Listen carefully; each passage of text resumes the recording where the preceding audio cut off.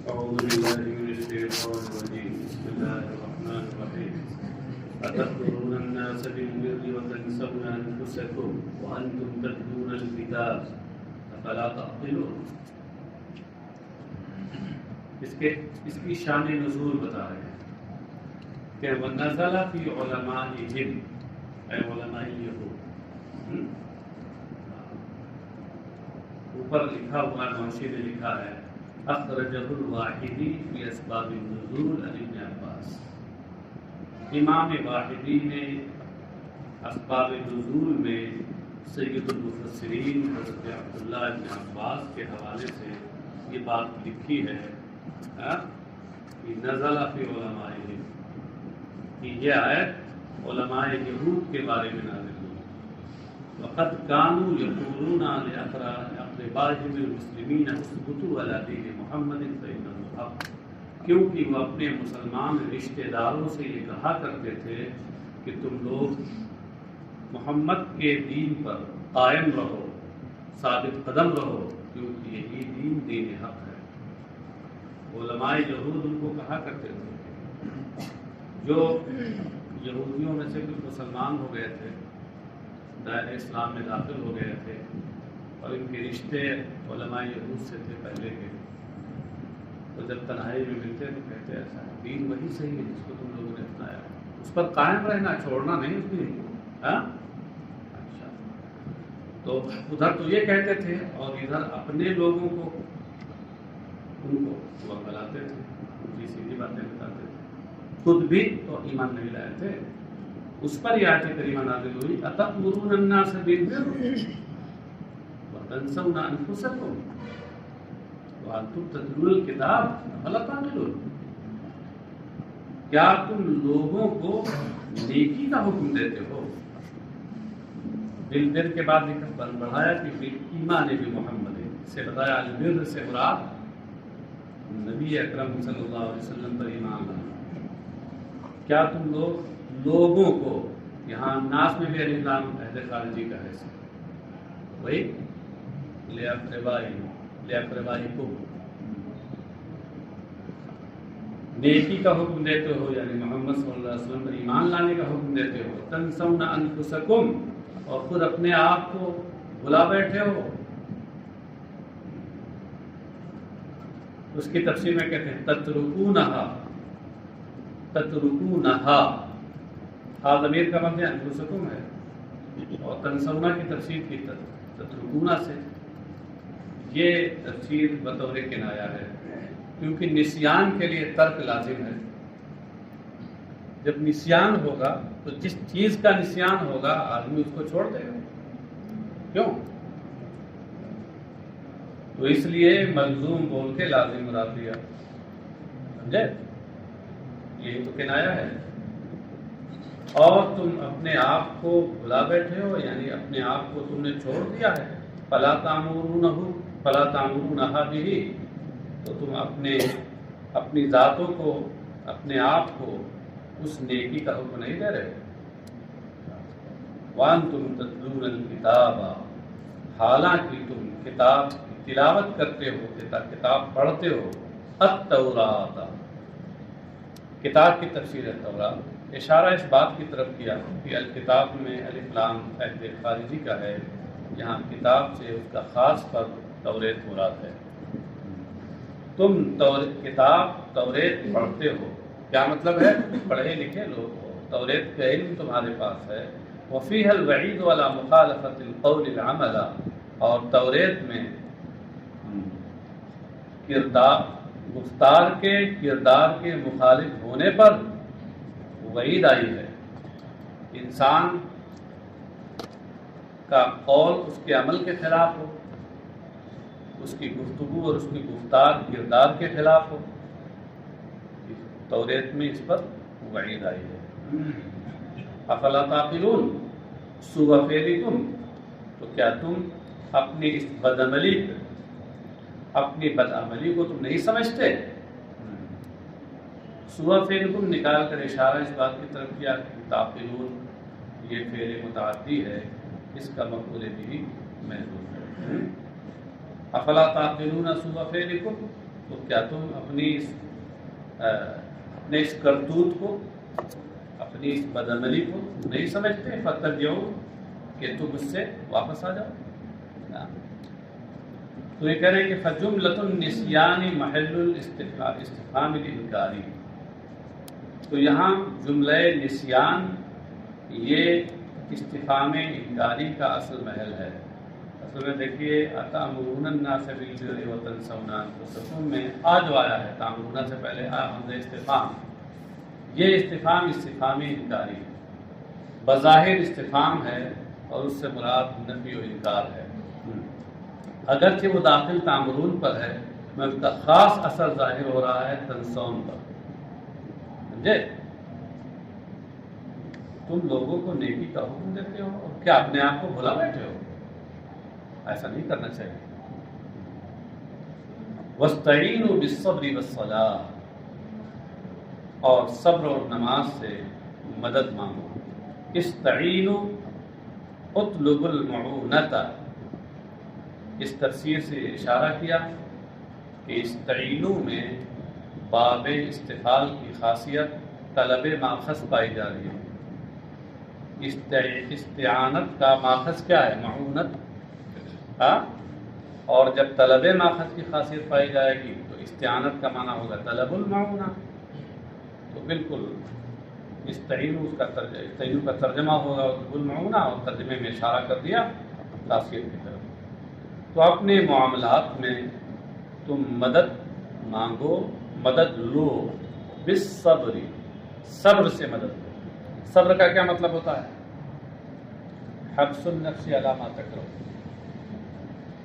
ایسی چیز پر اپنے آپ کو، اپنے نفس کو روکنا، آمادہ کرنا کہ جو چیز نفس کے لیے ناپسندیدہ ہو. نفس جس کو نہیں چاہ رہا ہے، ناپسند کر رہا ہے، اس پر نفس کو آمادہ کرنا، یہی ہے صبر. آمادہ کرنا اور روکنا،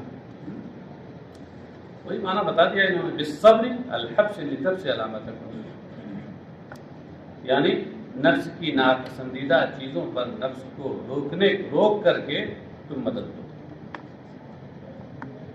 کسی نے آپ کو مار دیا، آپ کا نفس یہ کہتا ہے کہ اس نے 1 تھپڑ مارا ہے، 10 تھپڑ مارو. کیوں؟ 1 تھپڑ بھی نہ مارے آپ، یہ نفس کو ناپسندیدہ ہے، پسند نہیں ہے. اب اگر آپ نے اپنے نفس کو اس پر روک لیا کہ بھائی اس نے 1 تھپڑ مارا، ہم نہیں ماریں گے، تو یہی صبر ہوا. کیوں؟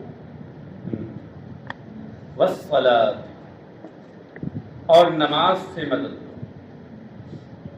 آپ غور کیجئے تو صبر میں صلاۃ بھی شامل ہے.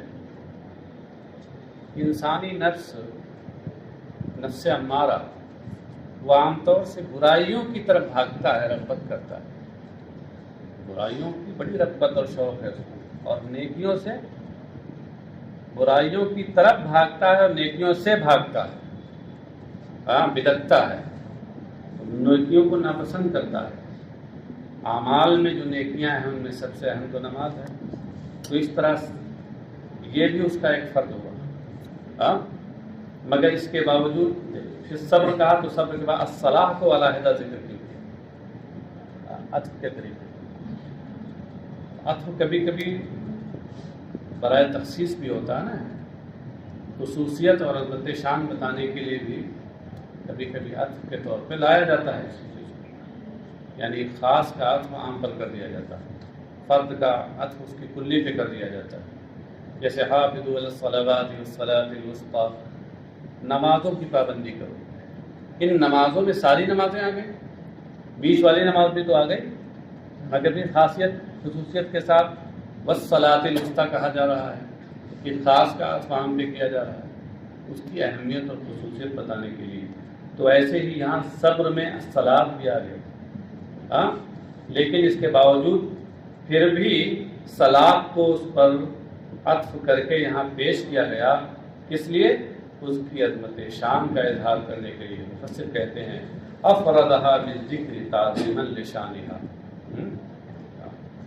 کہ مصنف نے یہاں، اللہ تبارک و تعالیٰ نے صلاۃ کا ذکر یہاں فرمایا اس کی عظمت شان کے اظہار کے لیے۔ وفی الحدیث کان صلی اللہ علیہ وسلم اذا حضره امر بادر الى الصلاۃ۔ یہ کہہ رہے ہیں کہ یہ جو قرآن کریم میں جو حکم آیا ہے کہ اپنے معاملات میں صبر اور نماز سے مدد لو، سرکار کا اس پر عمل بھی تھا۔ حدیث میں ہے کہ جب نبی اکرم صلی اللہ علیہ وسلم کو ناگہانی کوئی سنگین معاملہ درپیش ہوتا تو آپ نماز کی طرف سبقت کرتے، نماز پڑھتے اور اس کو ذریعہ بناتے اس کے دفع کرنے۔ حضبہ نیچے لکھا اس کا معنی ہے اہمہ ونزل بہ۔ تو ایک تو تفسیر یہ ہو گئی سنم کہ صبر کو اس کے معنی عام پہ رکھا اور اس طور پہ کہ صلاۃ اس کا ایک فرد ہو گیا۔ قیلہ سے ایک دوسری تفسیر ہے، اور اس دوسری تفسیر میں کا حاصل یہ ہے کہ صبر سے مراد یہاں صوم ہے، روزہ، اسی لیے اس پر نماز کا عطف کیا گیا، صلاۃ کا عطف کیا گیا۔ روزہ نماز تو ایک دوسرے کے مناسب ہے۔ اور اس کی تشریح کی قیل الخطاب للیہود، ایک قول یہ ہے کہ یہاں خطاب یہودیوں سے ہے۔ لما آقہم عن الایمان اشرہو وحب الریاست فامروا بالصبر وهو الصوم، اور آگے ہے والصلاۃ، یہ والصلاۃ جو ہے اس کا عطف ہے الصبر پر۔ یہودیوں سے خطاب ہے جب لالچ اور سربراہی اور قیادت کی چاہت نے انہیں ایمان سے روکا۔ اشرہو یہ مصدر ہے، آقا کا فاعل ہے۔ شرح کا معنی کیا ہوتا ہے؟ حرص، لالچ، اور حب الریاسہ کا معنی سرداری کی چاہت، قیادت کا شوق قیادت۔ ہاں، جب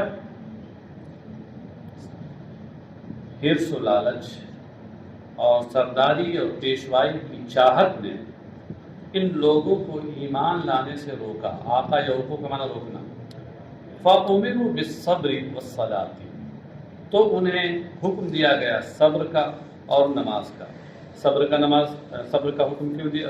صبر کا روزے کا حکم دیا گیا، صبر کا حکم دیا گیا جو روزہ ہے۔ یہ صبر یعنی روزے کا حکم کیوں دیا گیا؟ لِأَنَّهُ يَكْسِرُ الشَّهْوَةَ، اس لیے کہ یہ شہوت کا زور توڑتا ہے۔ روزہ یہ شہوت کو توڑتا ہے، اس کا زور توڑتا ہے، کیونکہ لالچ اور شہوت پیدا ہو گئی تھی ان کے اندر، تو اس وجہ کہا گیا روزہ رکھو تاکہ یہ تمہارے اندر جو سربراہی کی خواہش اور لالچ ہے اس کا زور ٹوٹ جائے۔ والصلاۃ، اور نماز کا حکم دیا گیا، لأنها تورث الخشوع وتنفی الکبر، کبر، اس لیے کہ یہ خشوع پیدا کرتی ہے، نماز خشوع اور عاجزی پیدا کرتی ہے اور تکبر کو دور بھگاتی ہے۔ ان کے اندر چونکہ بڑائی کا احساس تھا، احساس بڑائی ہی کا نام تو تکبر ہے، تو تکبر کو یہ ختم کرتی ہے، اس لیے ان کو یہ۔ اور پہلے والی تفسیر کے لحاظ سے وہاں پر خطاب عام ہے، اس میں مسلمان بھی شامل ہیں اور یہ یہود بھی شامل ہیں، عام ہے پہلے والی تفسیر کے لحاظ۔ اور دوسری تفسیر جو قیلہ سے کی گئی ہے اس میں ایک خاص خطاب یہودیوں سے۔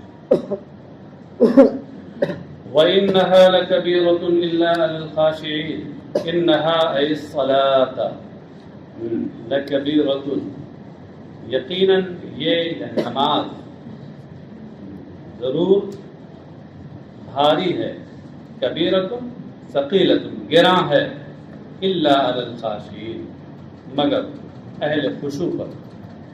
اہل خشوع کون؟ یعنی الساکنین الی الطاعات، جو طاعت سے سکون حاصل کرنے والے ہیں۔ الذین یظنون انہم ملاقو ربہم وانہم الیہ راجعون، یظنون یعنی یوقنون، یظنون کی تفسیر انہوں نے یہاں یوقنون سے، اس سے اشارہ اس بات کی طرف کیا کہ زن یہاں یقین کے معنی میں ہے، کبھی کبھی زن یقین کے معنی میں بھی ہوتا ہے، اور کلام عرب میں کثرت سے اس کا استعمال ہے اس معنی میں، سمجھے؟ اور یہاں پر تو دیکھیے محشی نے حاشیہ نمبر 14 میں لکھا ہے وفی المدارک فسر یظنون یوقنون لقراءۃ عبداللہ یعلمون۔ مدارک میں یہاں یہ لکھا ہوا ہے کہ یظنون کی تفسیر یوقنون سے کی گئی، یہ بتانے کے لیے کہ زن یقین کے معنی میں ہے۔ یہ کیوں؟ اس لیے کہ حضرت عبداللہ ابن مسعود کی قراءت یہاں یظنون کے بجائے یعلمون تھی، ان کی قراءت میں یظنون کے بجائے یعلمون ہے، اور یعلمون یہ علم سے بنا ہے جس کا معنی یقین ہوتا ہے۔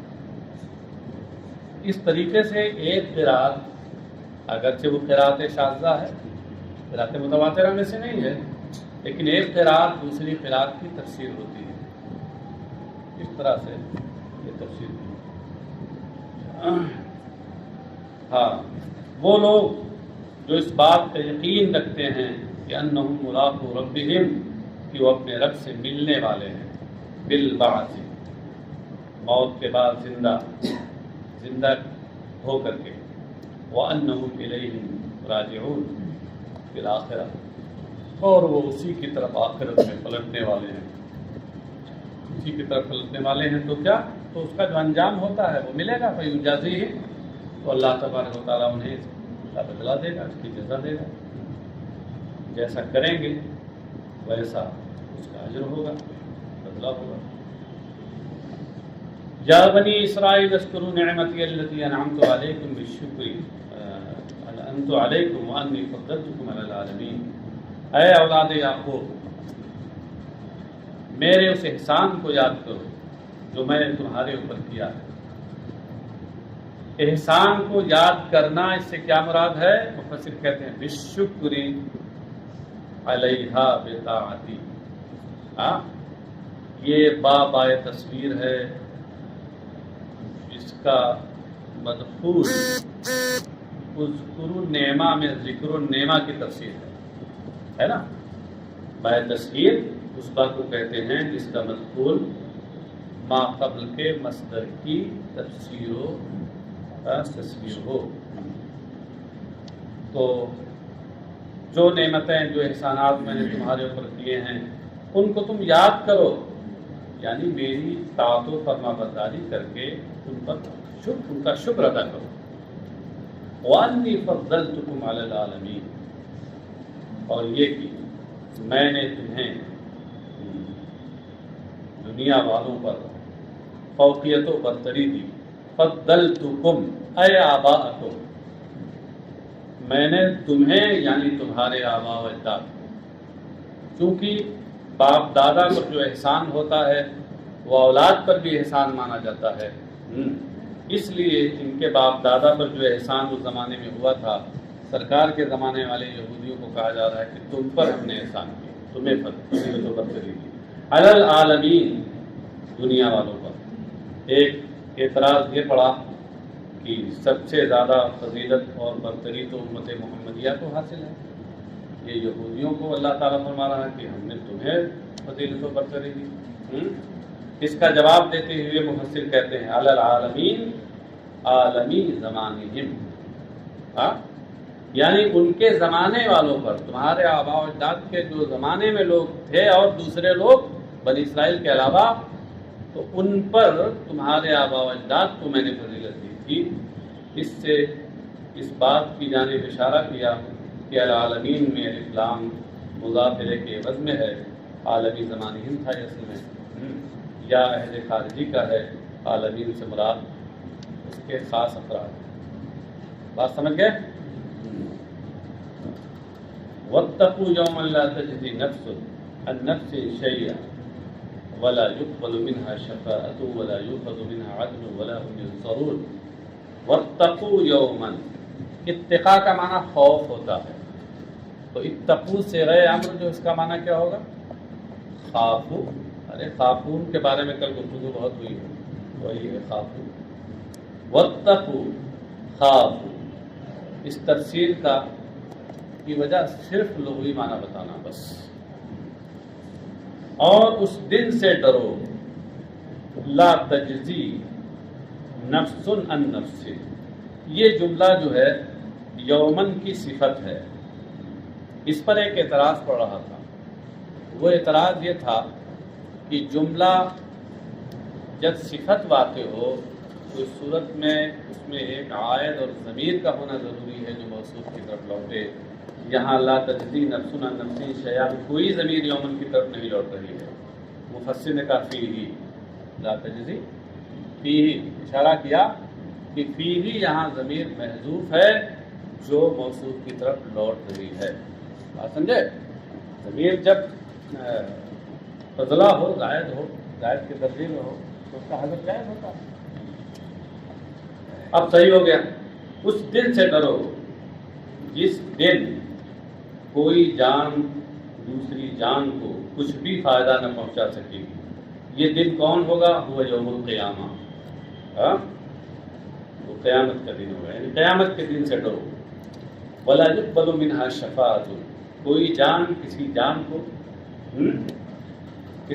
کو بدلہ نہ دے سکے گی اور فائدہ نہ پہنچا سکے گی. ولا یقبل منہا شفاعۃ، اور نہ اس کی جانب سے کوئی سفارش قبول کی جائے گی.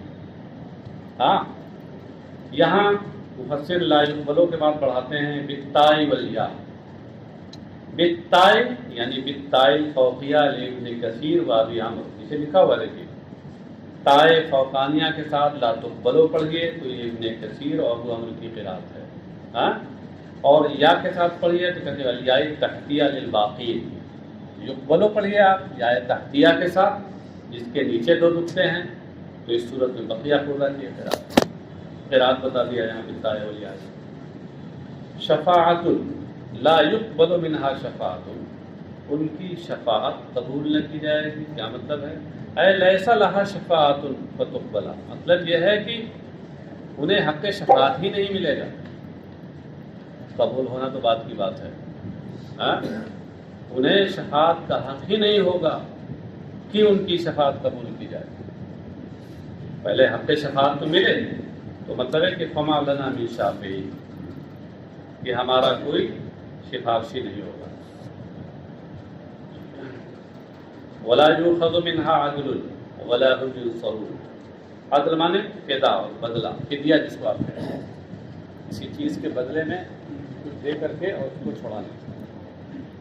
لا یؤخذ منها عدل، اور اس کی جانب سے کوئی فدیہ اور بدلہ نہیں لیا جائے گا.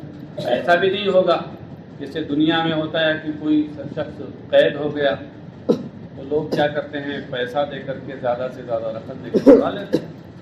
وہاں یہ سب نہیں چلے گا، فدیہ نہیں. ولا هم ينصرون، اور نہ ہی ان کی مدد کی جائے گی. مدد نہیں کی جائے گی کیا مطلب ہے؟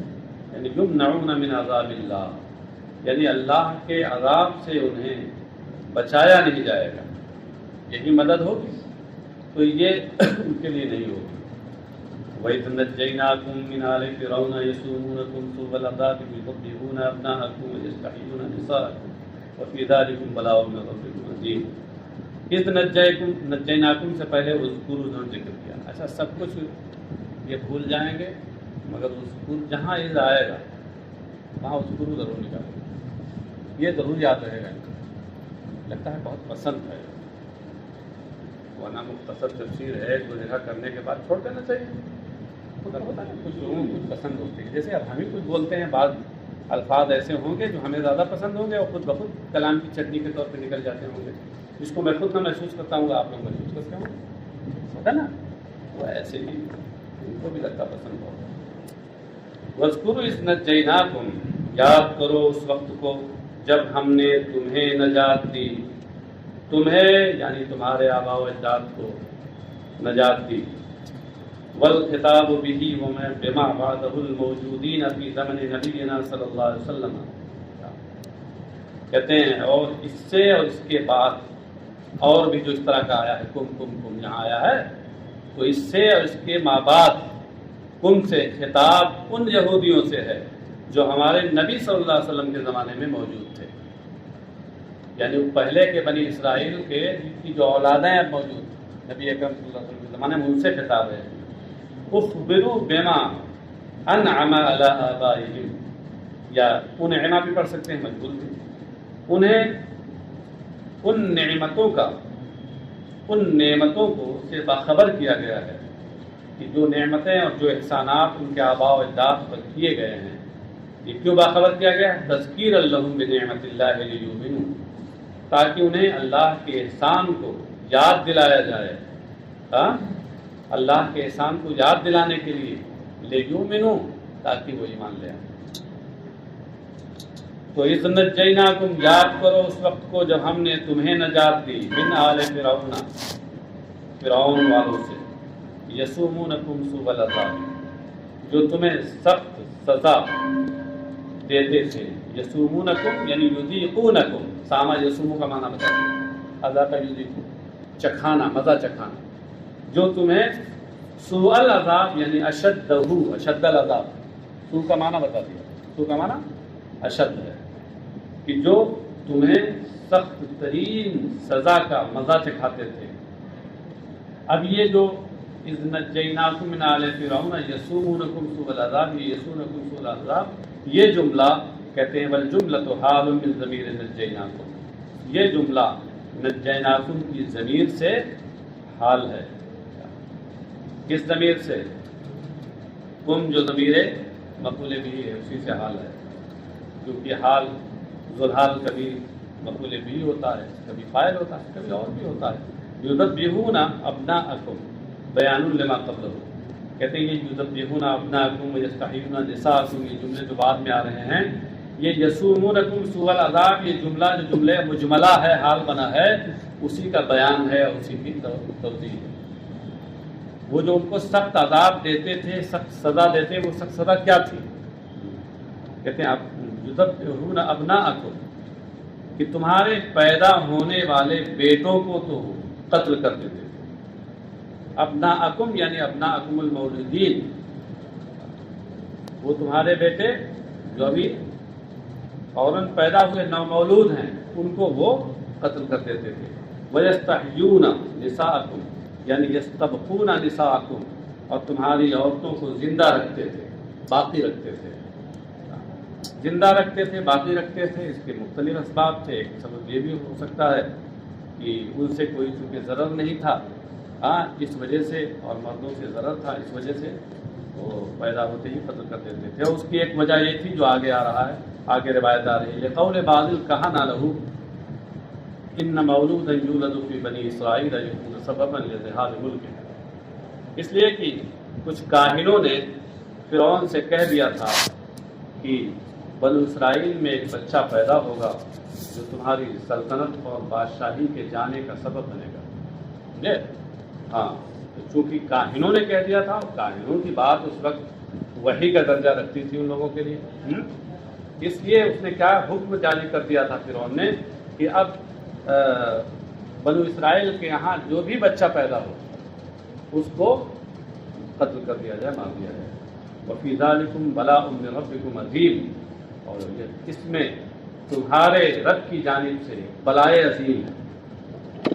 اس میں فی ذالکم، ذالکہ کے ذالکم کے مشار الیہ میں دو احتمال، العذابی او الانجائی، دونوں کا ذکر ما قبل میں ہے.